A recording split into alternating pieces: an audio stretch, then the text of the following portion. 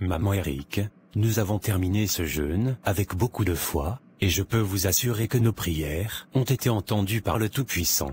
Le Seigneur a été à l'œuvre dans cette bataille spirituelle, et je viens de recevoir une vision qui ne laisse aucun doute. La bouteille dans laquelle l'esprit de votre fils était enfermé a été brisée.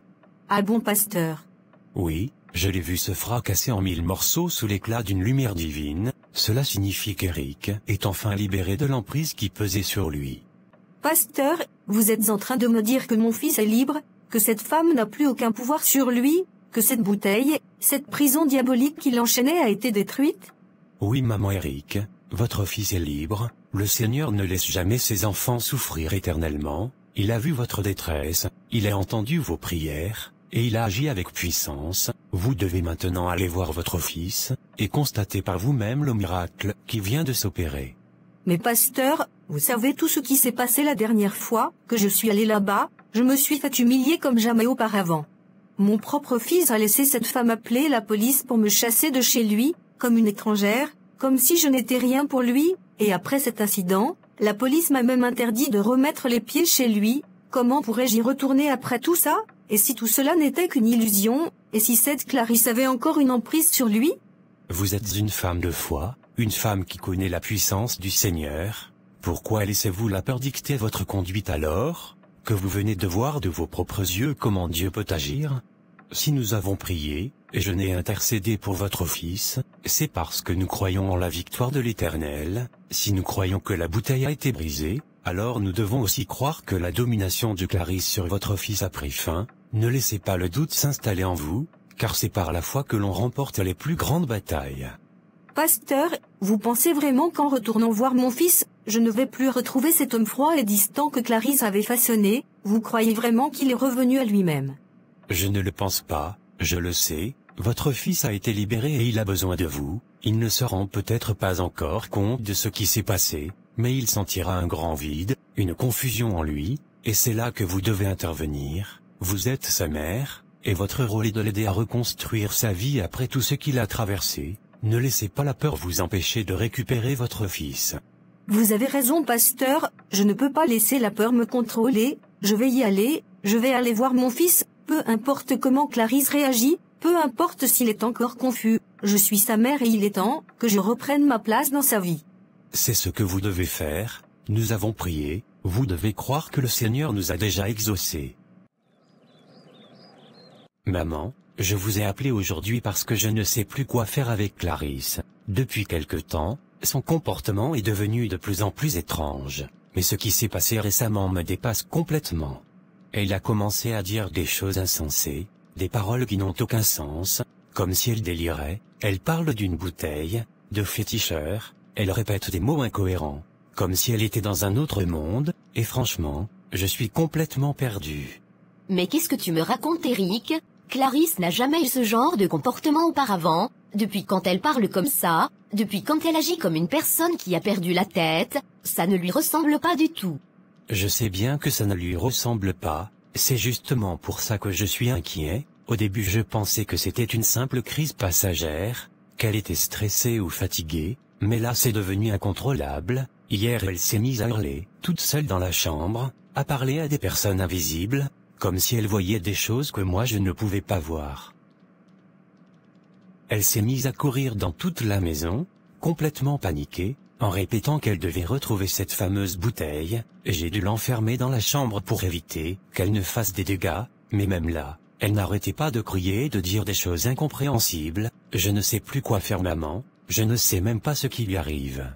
Mais ce n'est pas normal ça, ce n'est pas normal du tout, ce genre de comportement ne sort pas de nulle part, il y a quelque chose derrière tout ça, et je vais découvrir quoi? Tu es sûr qu'il n'y a pas quelqu'un qui lui a fait quelque chose, des jaloux, des ennemis ou même ta mère, parce que je sais qu'elle n'aime pas ma fille, cette affaire n'est pas simple.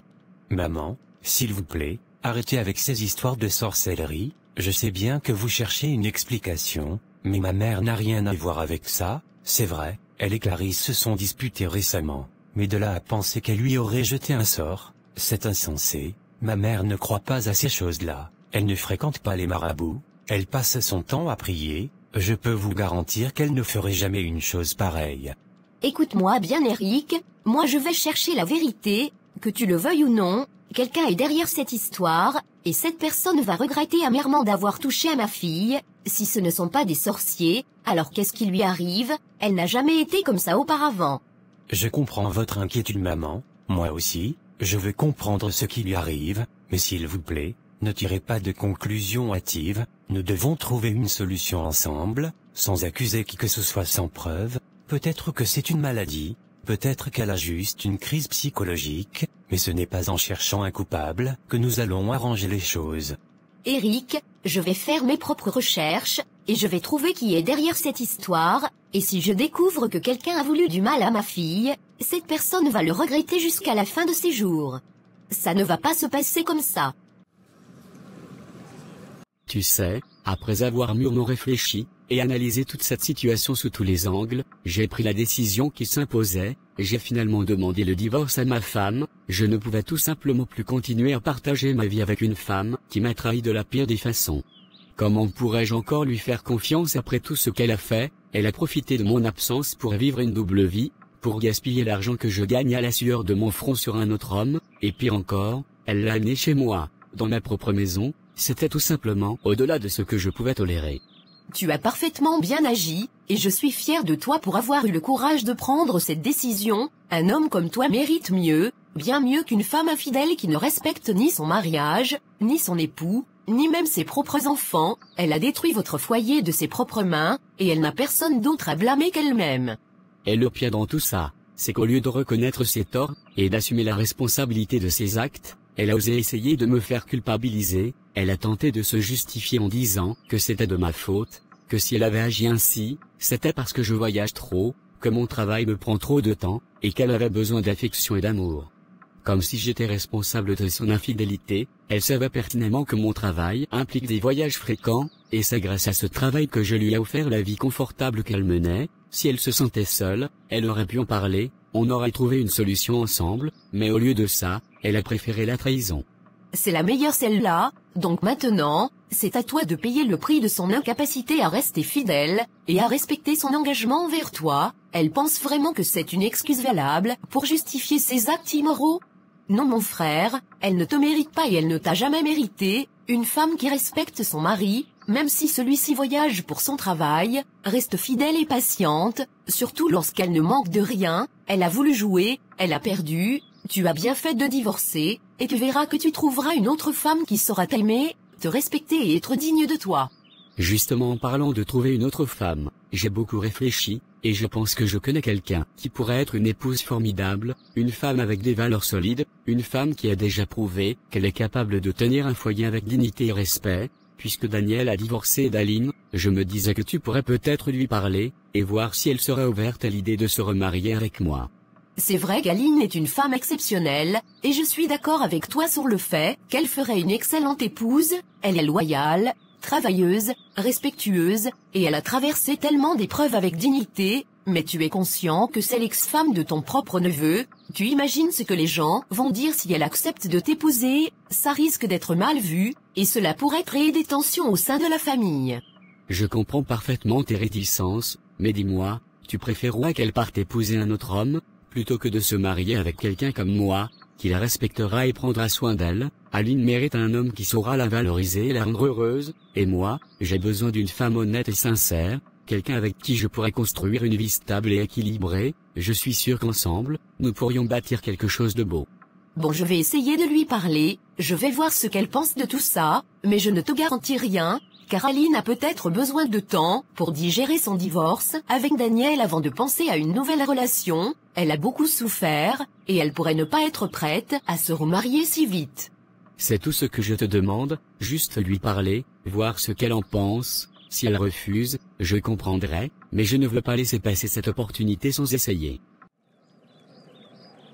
Ma fille, je voulais te parler de quelque chose d'important, une discussion que je pense nécessaire d'avoir avec toi, même si je comprends que cela peut te surprendre. Mon frère est passé me voir récemment, et il m'a parlé d'une situation qui le touche profondément. Comme tu le sais, il est souvent en voyage pour son travail, et c'est dans ses absences prolongées qu'il a découvert que sa femme le trompait avec un jeune homme.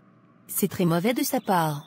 Je te dis, elle profitait de ses voyages pour vivre une double vie, et il a appris la vérité que récemment, quand il a vu toutes les preuves sous ses yeux, il a pris la seule décision possible, il a demandé le divorce, il ne pouvait pas tolérer une telle trahison après tous les sacrifices qu'il a fait pour sa famille.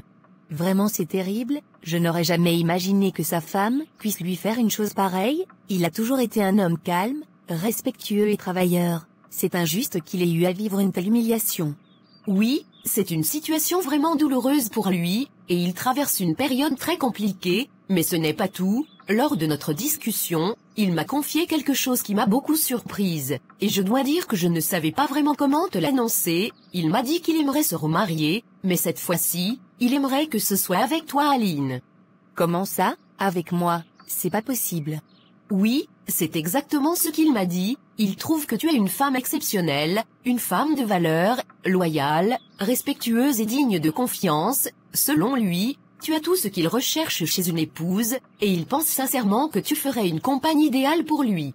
Je ne sais pas quoi dire, c'est vraiment inattendu, je ne m'attendais absolument pas à entendre cela aujourd'hui, mais je suis désolée, je pense que c'est bien trop tôt pour moi, pour envisager une nouvelle relation, encore moins un mariage. Mon divorce avec Daniel est encore trop récent, ça ne fait même pas 6 mois, je ressens encore le besoin de me reconstruire, de guérir mes blessures et de retrouver une certaine stabilité émotionnelle. Je ne veux pas me précipiter dans quelque chose de nouveau, alors que je ne suis même pas encore totalement remise de mon précédent mariage. Je comprends tout à fait ce que tu ressens, ma fille, et je ne suis pas là pour te forcer ou te mettre la pression. Je lui ai d'ailleurs dit la même chose, mais comme il insistait vraiment, je lui ai promis que je t'en parlerais et que la décision te reviendrait entièrement. C'est à toi de voir si tu veux lui donner une chance ou non. Personne ne te forcera à quoi que ce soit. Je vous remercie de m'en avoir parlé, et je suis touchée par l'estime qu'il a pour moi, mais en plus du fait que je ne sois pas encore prête pour une nouvelle relation, il y a un autre point qui me dérange profondément dans cette situation, c'est son lien avec Daniel, il est l'oncle de mon ex-mari. Cela complique énormément les choses, vous imaginez ce que les gens vont dire, que je suis passée de l'ex-femme du neveu à la femme de l'oncle, je ne sais pas si je pourrais assumer ce regard extérieur, même si je n'ai plus de lien avec Daniel, cela reste une situation extrêmement délicate. Tu n'as pas tort, ma fille, c'est une situation qui peut être compliquée aux yeux des gens, et je comprends tout à fait tes réserves, mais au-delà de ce que les gens peuvent penser, ce qui compte, c'est ce que toi, tu ressens.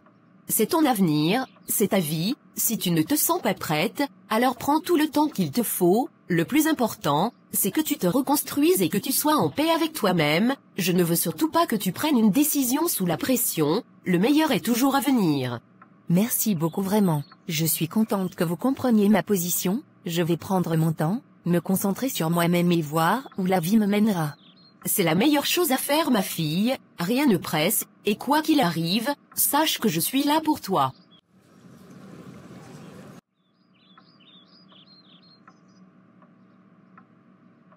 Clarisse, regarde-moi, dis-moi ce qui ne va pas, qu'est-ce qui t'arrive, depuis tout à l'heure, tu parles de manière étrange, tu sembles perdue, troublée, tu ne me reconnais plus, c'est moi ta mère.